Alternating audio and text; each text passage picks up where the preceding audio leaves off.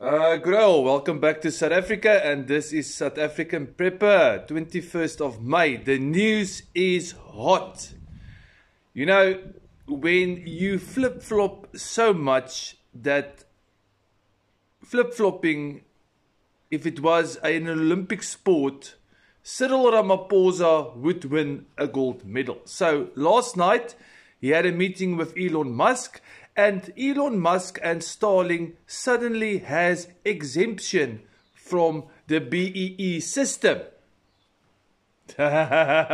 Ladies and gentlemen, may I just present to you the case study for your business should you be forced to have BEE. Okay?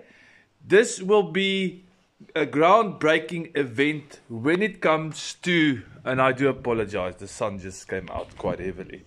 As you can see, I've got my braai shirt on. I just want to braai because we're going to braai later on, because we're going to see Cyril being clapped, like a snot clap, of like some of my viewers say, like a peerkaart in the oor. So if you have a business, okay, this is and you need to provide a BEE certificate. I'm gonna put up the article now. I want to suggest that this is the route you take. Okay, if it's allowed for one individual, which is a foreigner, by the way. I do know Elon Musk was born in South Africa, bloody.